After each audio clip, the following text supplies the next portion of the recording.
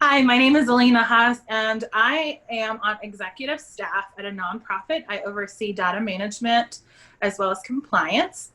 And we're going to be talking a little bit about my home purchase and what led up to that. Perfect. So thanks for joining me. I really appreciate it. So go back as far as you want to go and tell folks about your history with finances. Okay, so I have lots of history of finances. So both my mom and my dad were accountants or worked in a banking institution. Actually, that's kind of goes back a couple of generations. And so I knew of money. And because I was a girl, I didn't have to worry about that. You know, my daddy took care of me and he did really well. I never lacked of anything. My parents were great. However, because I never had to worry about it, I wasn't always the best at managing the money I had.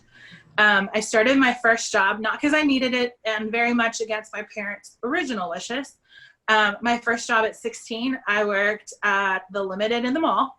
And I was really excited because I was making my own money. My dad had given me a credit card for emergencies only, which, as you probably know, as a teenager, an emergency could be that cute dress that you just have to have.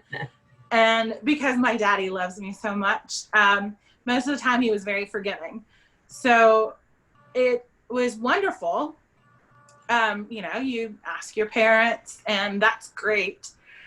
And then I went to college and my dad had made a pact with both my sister and I when we were little. I have a third sister, but she was born many years later.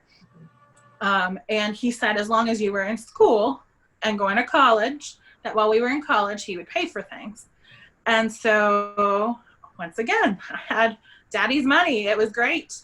You know, however much that was, and I didn't have to think about it. Well, fast forward a few years and I graduate and I want to buy my own car. And I had gotten a car from my parents while college was happening, but I wanted my own car because the other one had kind of died. And I realized, oh, now I need to start thinking about money in a very different light. Up to this day, my parents are still extremely supportive. If I need something, they'll help. However, as I was getting older through my 20s, I realized, you know, that I was waiting for a lot of things. Prime example, buying a house, buying something that I wanted, taking these wild, crazy vacations until I got married. Because as I'm half Mexican, half Lebanese, so as a child, I grew up thinking I'm going to get married and we're going to do all these things when I get married. And well, I turned, I think it was 27, 28, and I was still not married. And I was still living at my parents' house.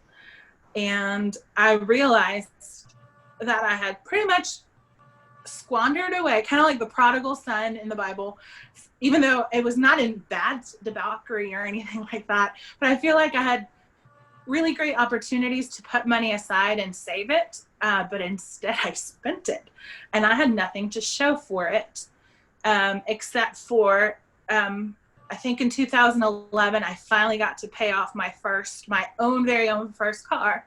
And it was at that moment that I realized I needed to think a little more about finances, because what if I didn't get married? And it was really fun. I went to a bookstore within that week. I found this great book that talked, I think the title is If Prince Charming Isn't Coming or Prince Charming Isn't Coming. And I was very intrigued by the title, so I picked it up. It was a very fast read. And it talked about basically how women wait for Prince Charming to come and rescue them in their finances. And it opened up my eyes a lot to that. And through lots of prayer and, you know, just reading and trying to get as many resources as I could, started learning about investments and I started learning about finances and saving. So I started putting a little money in savings. Not the greatest at saving, I'll be really honest. It's still hard sometimes because in my head, I can think of all the things that I would want to buy with that money I'm putting away that I won't see or use.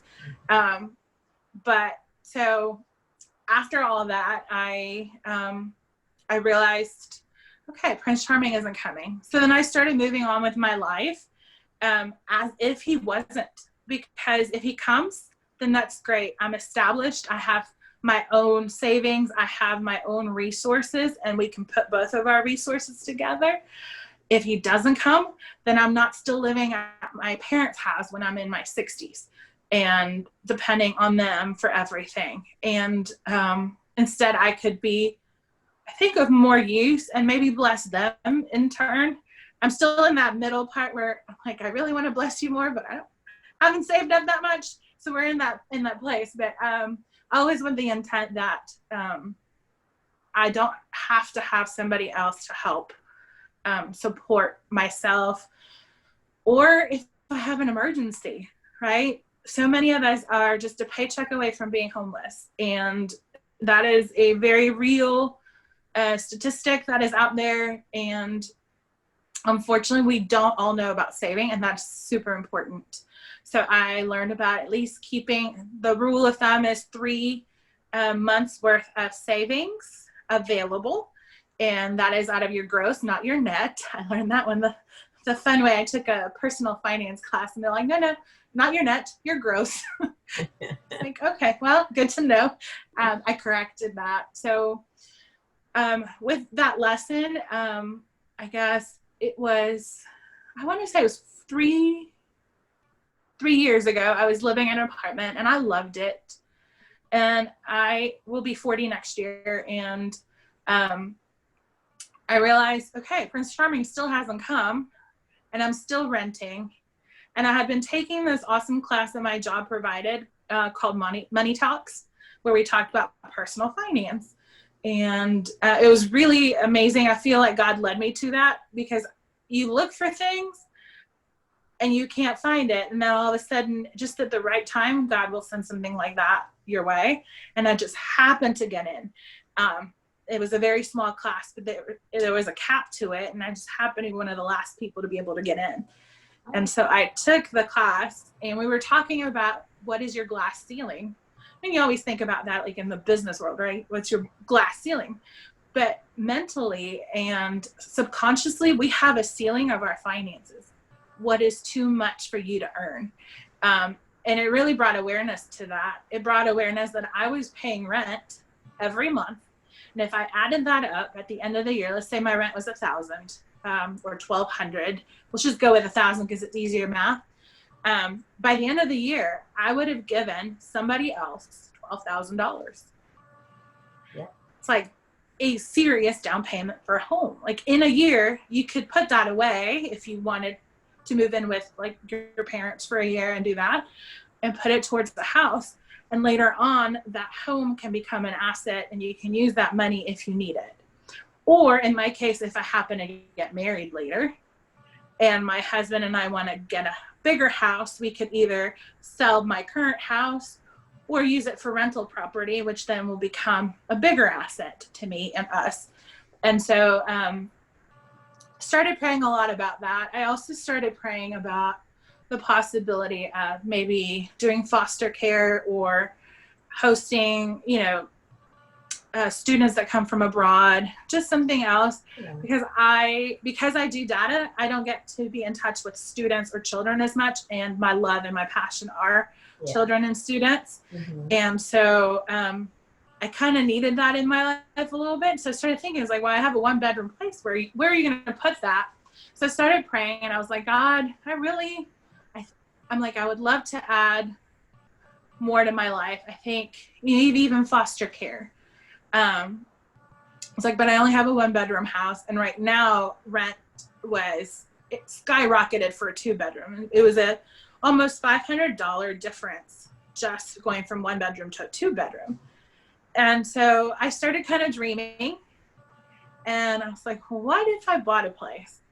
And so I went to HAR and started looking at condos and houses around the area. And I'm very particular where I wanted to live, because I wanted to live close to my parents, kind of where I was already located, because I was comfortable with it and I could drive just about anywhere. And so I was praying about it. I found a really cute place on on the website.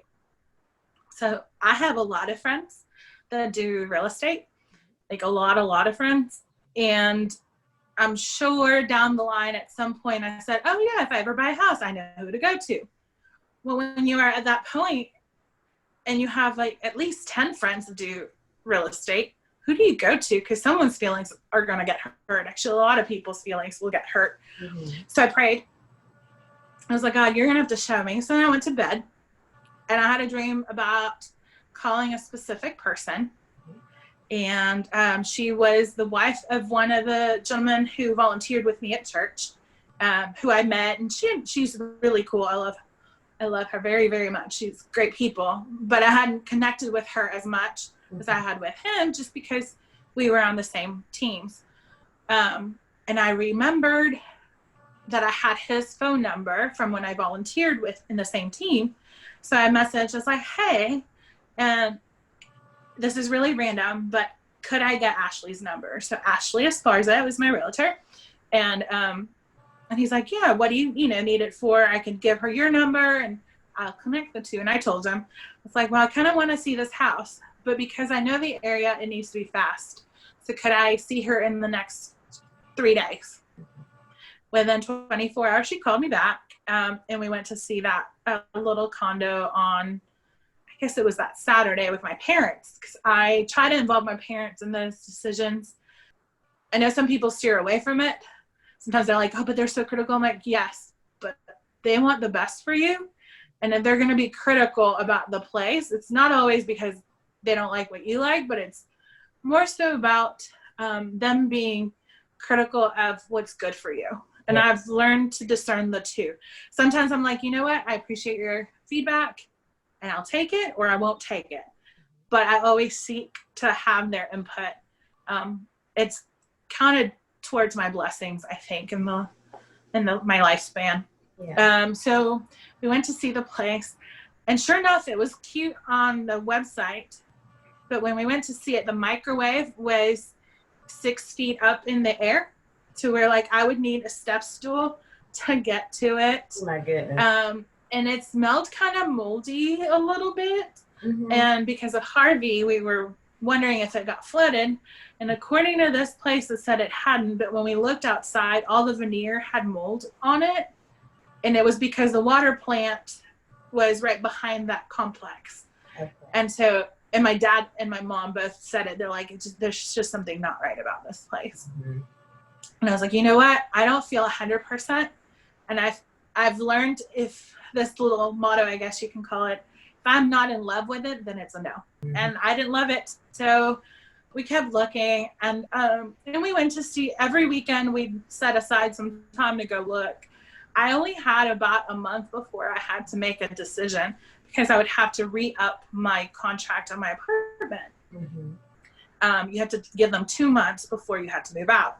So it was just, timing had to be just right. And so we looked, I guess we must have looked at a good 30 places in total. And so, yeah, so then we found this place here where I live, and it is a 2-bedroom little condo.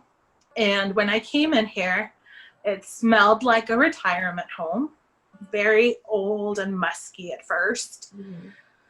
And it was very kind of run down, to be honest. Like, you walked in and you're like, is this really? Okay. So I walked around and I looked, and I wasn't in love, but I wasn't in hate either. Like, I'm like, this place has potential.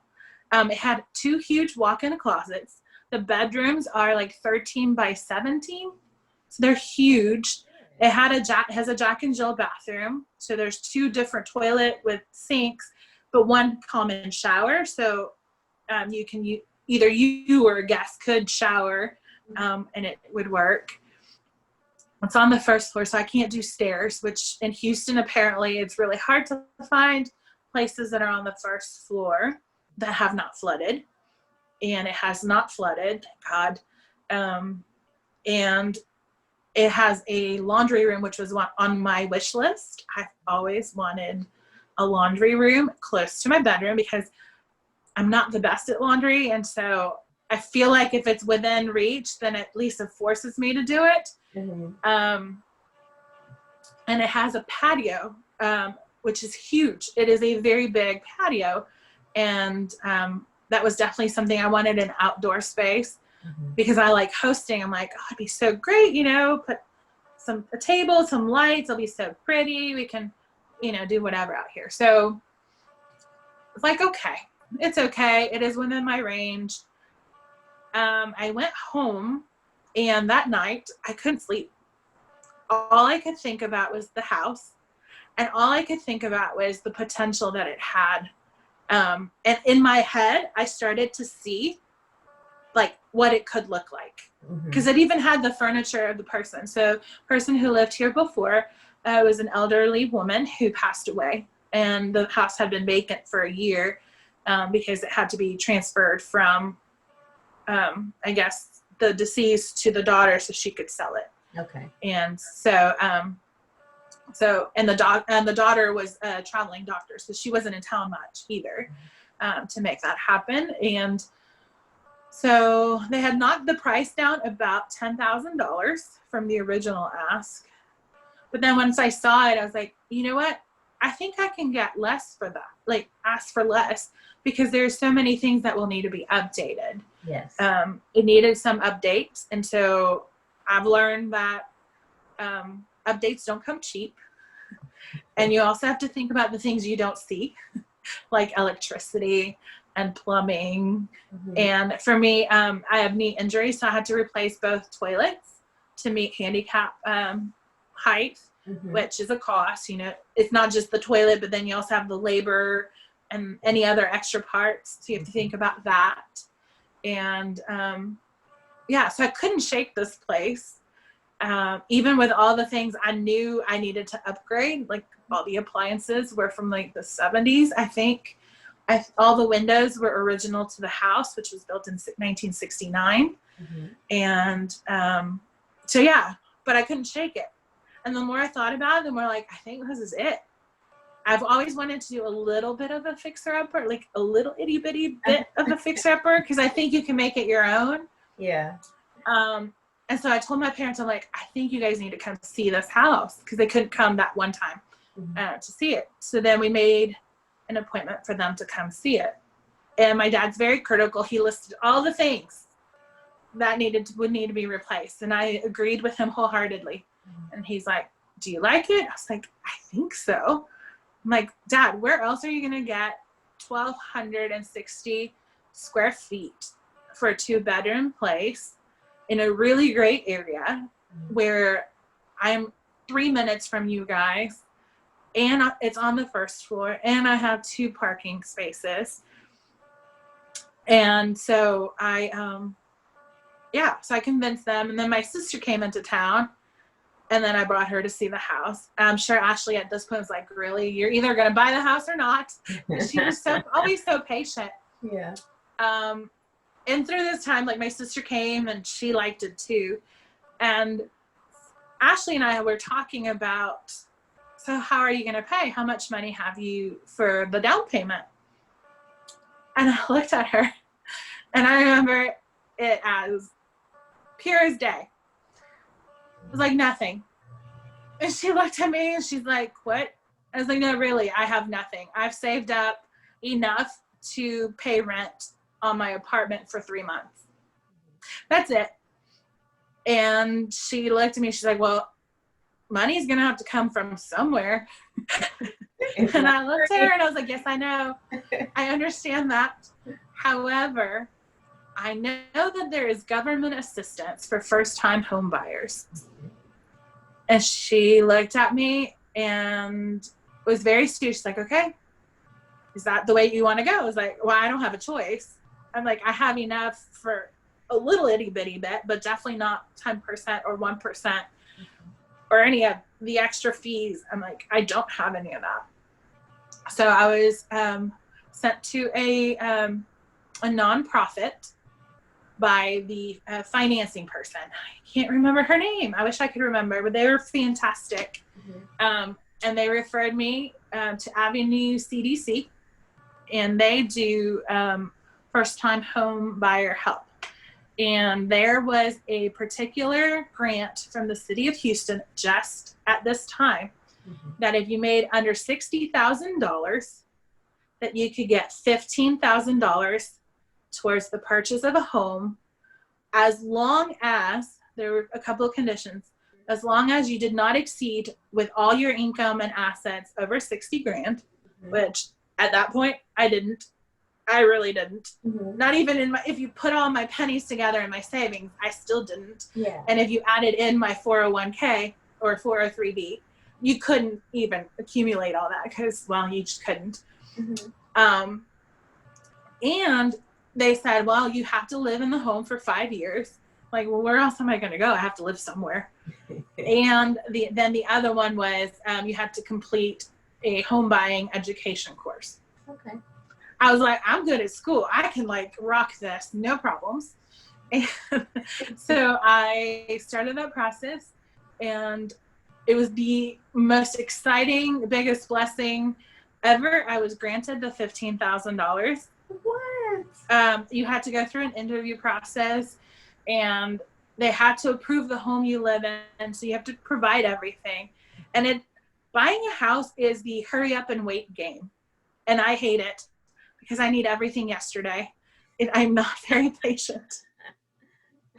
And so I had to hurry up, get all these things together, and wait. And so literally put in a bid on the home once I had been approved for financing.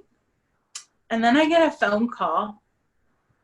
Hey, you have to pay off one of your credit cards in order for them to give you this money. You're off by $1,000. And I was like, do you think if I had $1,000 in my pocket, I wouldn't have already paid it off? And they're like, well, you're going to have to figure it out. And so I went and I talked to my boss, and I was like, look, I know I have a very full job. I work many, many hours. Like, however, I need to make at least $1,000 more in order to be able to buy this house, because I mentioned it to them. That was in the process of this. It just happened to be that my 4-year anniversary was coming up, and you get your 3%. And with my 3%, I was $10 under the threshold of $60,000. Oh my God. And it eliminated that $1,000 I had to pay with my credit card. Really? I was like, thank you, Jesus, because I don't have time to worry about this. I was ecstatic. I was the happiest person ever because I didn't have to pay that extra money. And I also didn't have to worry about having to go find a side gig, because my job is very taxing in the first place. And sometimes having multiple jobs it's just hard. Yes. So God did that for me. I can honestly say I would not have gotten the grant, and I definitely would not have gotten this 3% that just came at the right time within the right amount of days, because I was also like within a week of that window closing. Okay. So timing was impeccable. Like, everything fell into place at the right time. Both money, the opening, closing costs. Well, fast forward a few days, I guess, and we're about to close. We're about 3 days from closing, and the air condition, we came for the final walkthrough, and the air conditioning had broken pipe and had rotten away all the sheetrock around the little closet where the AC is.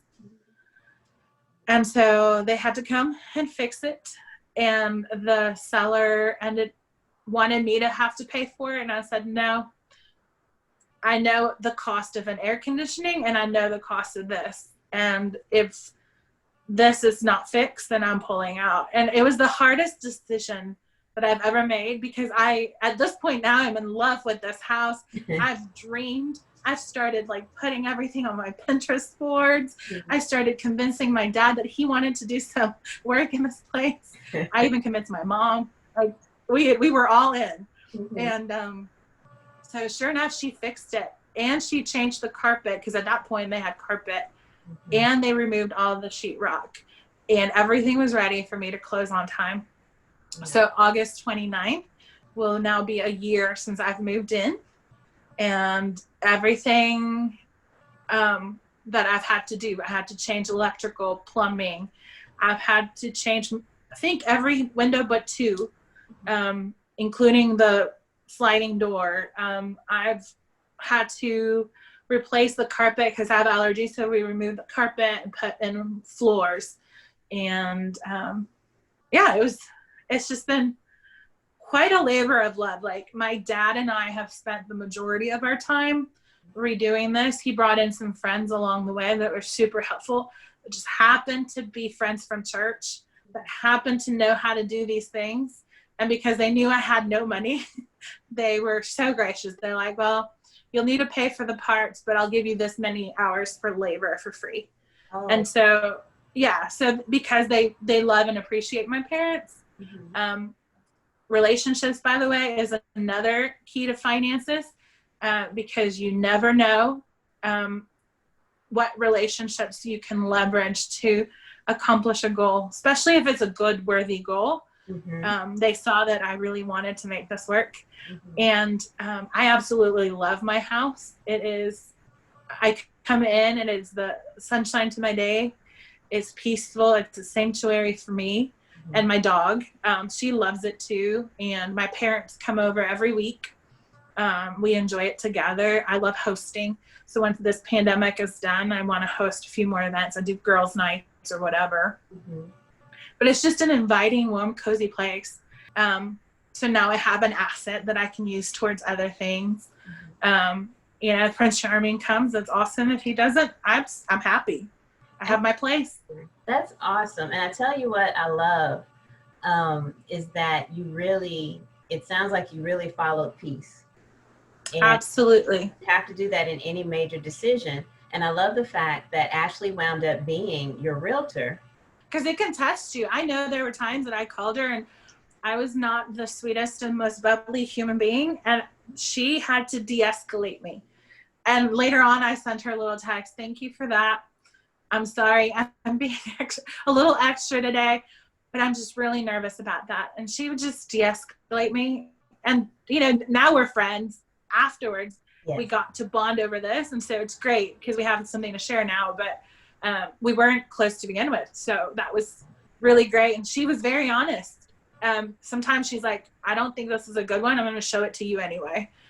And so that was also helpful. And I would ask her for her input. I'm like, if you had to put your daughter here, what would you do? And she was very honest. So honesty is definitely important in decisions.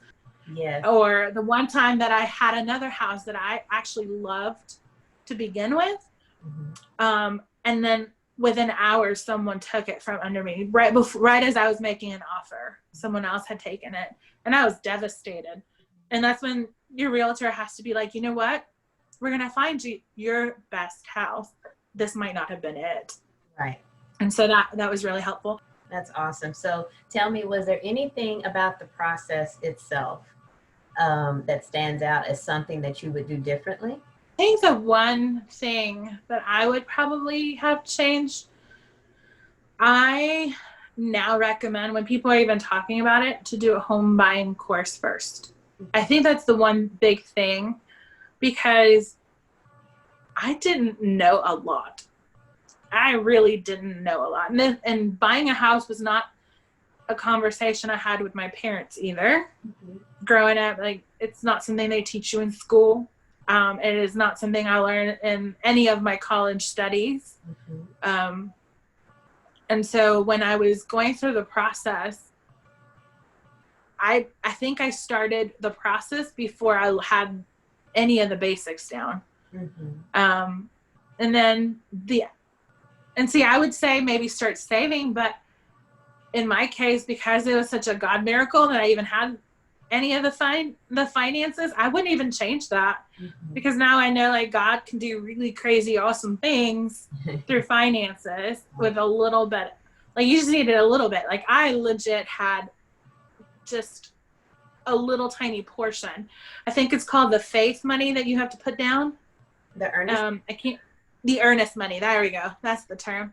So I had to put the earnest money. That's all I had. That's literally the only money I actually had. And so I don't know. I think that would be the one thing I would do differently. Now, if it's somebody else and they're not faith-filled and are not willing to put themselves through that journey, like I was, then I would definitely save money.